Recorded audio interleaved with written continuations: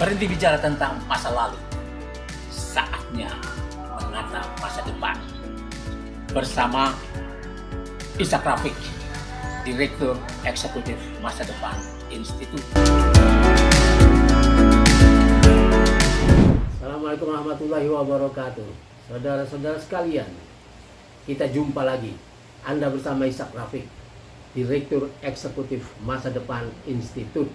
Panjangnya Institut Masa Depan Indonesia. Kita memasuki satu babak baru pemerintahan Prabowo. Pada tahun pertama pemerintahan ini, ya kita tahu Prabowo melengkapi dirinya, ya dilengkapi oleh DPR dengan APBN senilai 3.621,3 triliun. Satu jumlah yang besar sebetulnya. Tapi ini tidak semuanya bisa dipakai untuk membangun. Bisa dipakai untuk membiayai pemerintahannya selama 1 tahun. Sebab menurut Derajat Hariwibowo, Wakil Ketua Dewan Pakar TKN Prabowo, ya, ada 1.352,2 triliun atau 37,8% sudah habis untuk bayar pokok utang dan cicilan bunga utang. Pokok utangnya sendiri ya 800,3 triliun, sedangkan bunga utangnya 552,9 triliun. Ini satu jumlah yang sangat besar. Utang ini terdiri dari surat berharga negara 705,5 triliun dan non SBN 94,8 triliun. Jadi kita tidak memiliki ruang, menurut Derajat. Ini kawan saya yang sangat kritis, sangat jujur dalam melihat segala sesuatu. Dia satu frekuensi dengan Bang Rizal Ramli, Faisal Basri, dan lain-lain.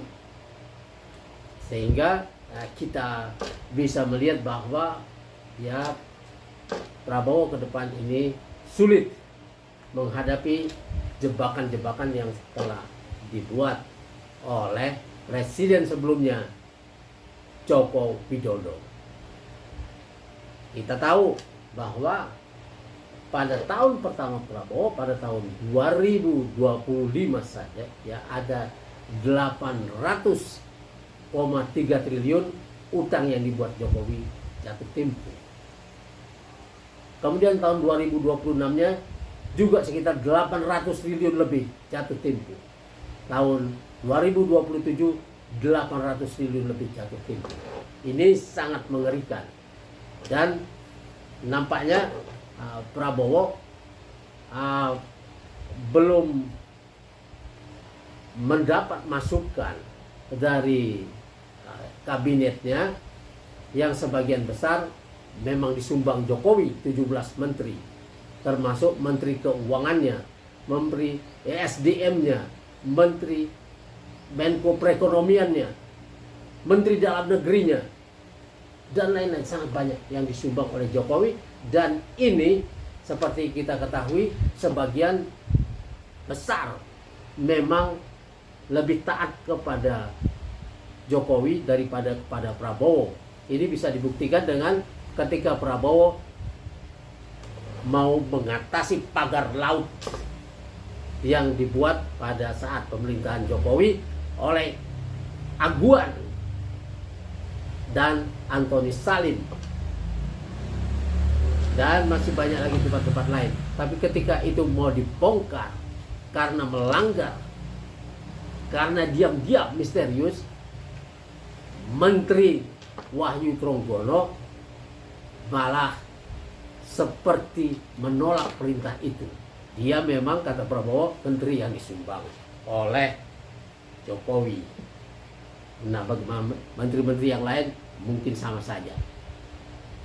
Nah, dari sini kita tahu bahwa Prabowo akhirnya terjebak, harus berutang lagi ya 775 triliun tahun ini. Artinya utang luar negeri kita akan bertambah besar. Negara ini akan semakin berat saja. Kalau sampai anggaran pendapatan dan belanja negara 1.353,2 triliunnya atau 37,58%-nya sudah dipakai untuk bayar utang, maka kita akan mendapati bahwa anggaran pendidikan tidak besar-besar. Saya lihat di nota keuangan APBN 2025 cuma dianggarkan sekitar 97 triliun lebih. Artinya kalau mau mengejar 20% dari anggaran harus ke pendidikan, maka itu mestinya dari 3.600 triliun lebih itu 20%-nya akan mencapai 600 sampai 700 triliun untuk pendidikan. Sekarang habis untuk bayar utang. Dan bayar utang menjadi anggaran terbesar APBN kita adalah untuk membayar utang dan bunga utang.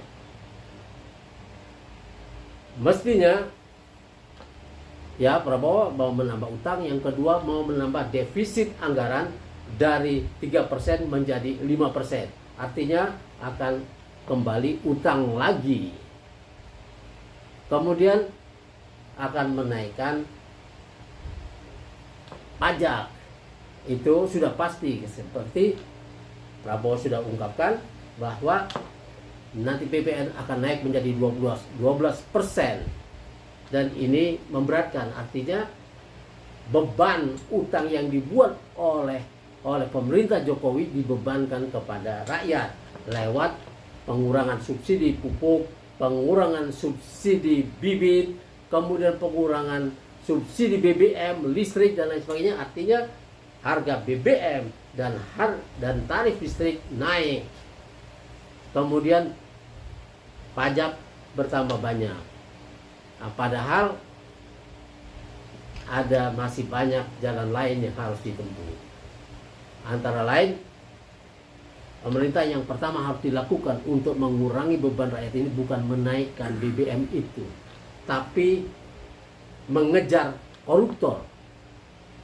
Yang kita tahu ya, di BUMN, di PT Timah saja ya kita tahu ada korupsi 271 sampai 300 triliun yang orangnya dihukum sangat ringan, kemudian dendanya juga sangat kecil.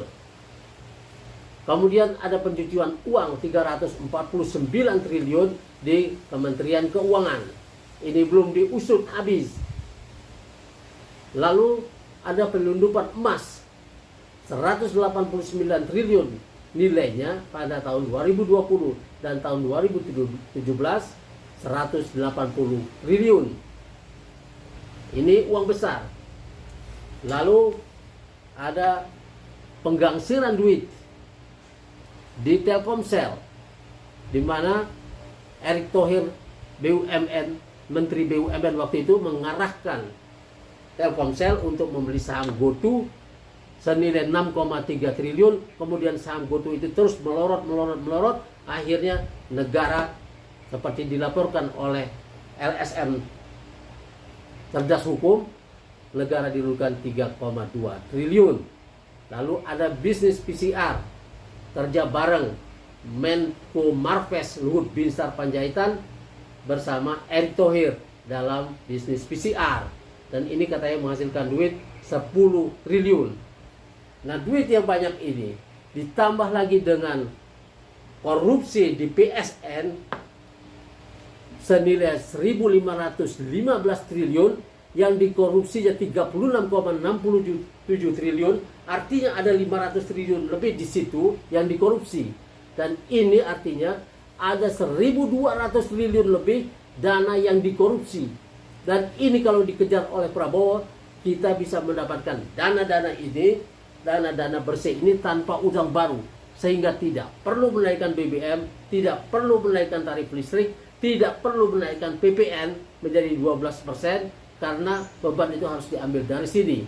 Lalu kalau mau rakyat negara ini dalam keadaan sulit, Prabowo boleh memaksa para konglomerat ini yang selama ini diuntungkan untuk membayar, ikut mendanai pembangunan ini dengan dana yang mereka peroleh, yang waktu itu ya ketika mereka menjual produk perkebunannya, sawit dan minyak goreng, plus produk batu baranya yang dijual dengan harga internasional, harus diambil kembali kelebihannya itu untuk mendanai pembangunan. Untuk sementara kita cukupkan dulu. Wassalamualaikum warahmatullahi wabarakatuh.